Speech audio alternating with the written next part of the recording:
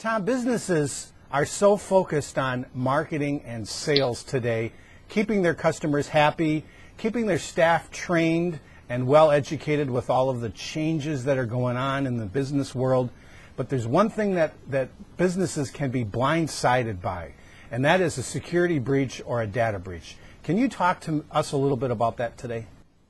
Well, sure, absolutely. And I totally understand why businesses are in the thing of attracting customers in the whole nine yards. You need to be, especially with what they're calling at these current economic times and so forth.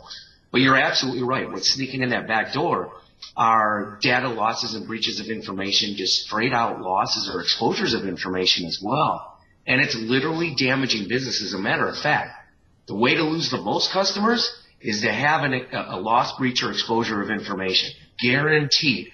As a matter of fact, there were some statistics out that shows that 31% of people that receive a letter from an organization that reports that they have a loss or breach, state law requires that organizations send out those letters.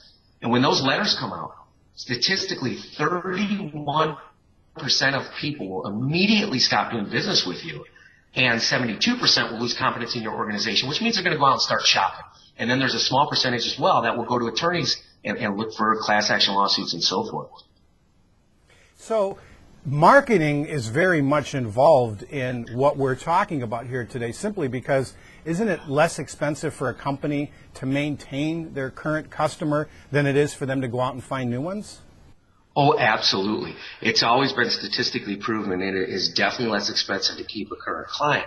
And you could be cross-selling to those clients or what have you, but more importantly as well, and every business understands this, no matter their size at all, is that if you have, and it goes back to the old story of, if you do something great, somebody will tell a couple people. You do something wrong, they'll tell everybody and their brother across the country. And that's one of the things as well that really has been spotted over the course of years as businesses have been losing information. And believe me, businesses believe that they're doing the right thing. They lock up, they log off, they shred and they do various things. But if you look at the statistical data that's out there, every year we have a significant increase over the previous year of businesses losing information. And a lot of times the mindset is, well, I don't collect that much information, or I only deal with credit cards or a few checks, or I'm a sole proprietor, I only have an employee or two. And it doesn't matter. There's so many different types of what we call confidential and sensitive information that's either stored, disposed of, transferred somehow, whether it's internal or external. There's just so many places for information. It can be electronic, it can be paper copy. It's all over the place, and businesses need to protect it. If they don't, the reputation's at risk, and as a matter of fact, with the way some of these laws are written, there's personal liability attached to it. So it's not just the business that's going to assume the loss, if you will.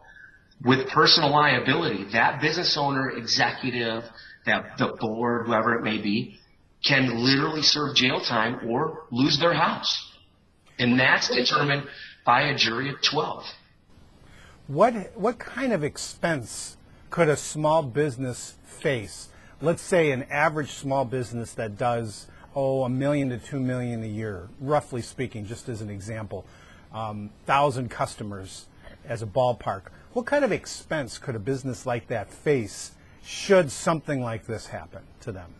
Well, that's a really interesting question because there's multiple facets to it.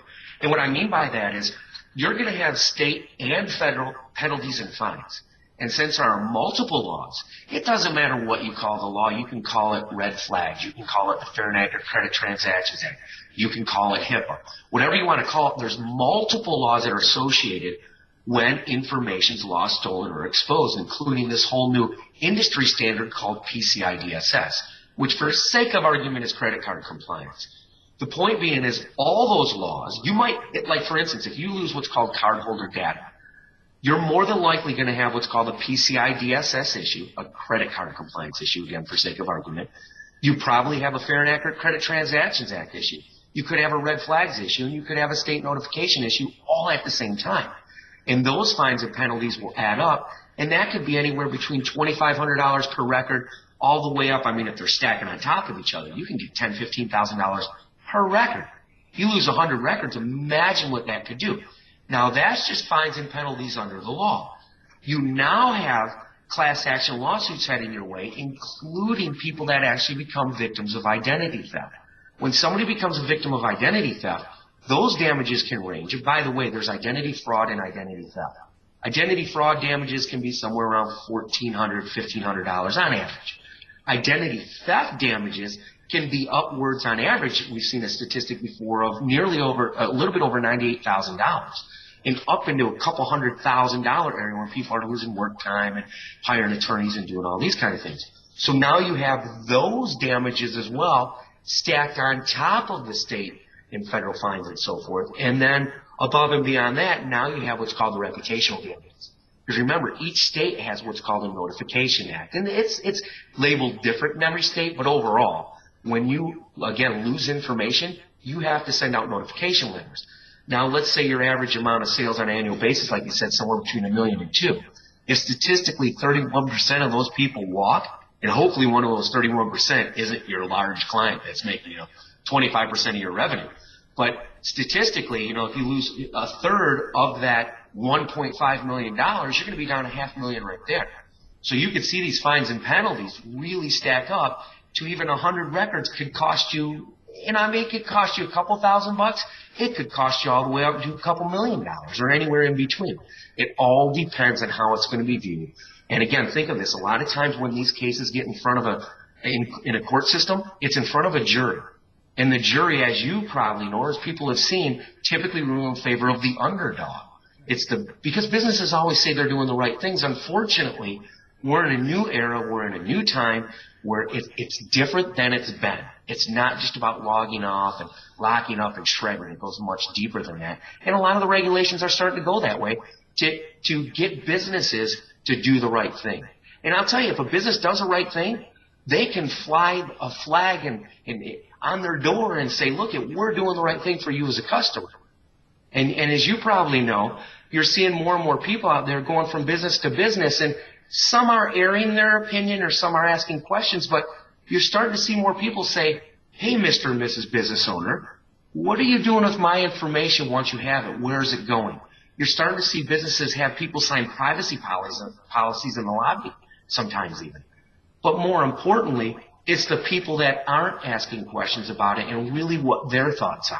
And we've seen a lot of stories like that where people have been in front of businesses that have seen somebody else's private information or confidential and sensitive information and literally left that office red-faced and went and told their friends at the local football game. They're telling everybody else, don't do business with them because they're not doing it right. So business owner doing the right things can really actually attract customers, let alone do all the things they need to for compliance and all those kind of things. So it's actually a marketing angle that a small business could use when prospecting for new customers, is that they have this type of protection and that their security and private information will be kept private.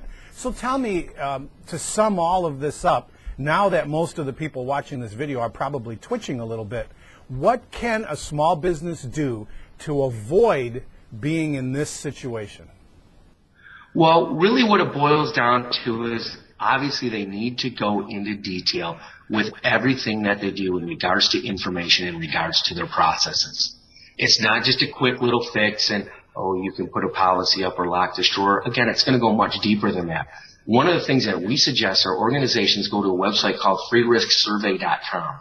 And what that can really do is help them really determine what their risk exposure really is overall and give them a sense of direction of what they should do. Again, not just for compliance reasons, but as you had mentioned a minute ago, to really use it as a marketing tool to attract new customers in the door. I mean, imagine a business that you're looking at doing business with, and you know two businesses of the same type, and you have a decision to make, and one of them's flying the flag that, hey, we're doing the right thing and we're going to protect your information, and the other one's not. Who would you choose? What does it really boil down to?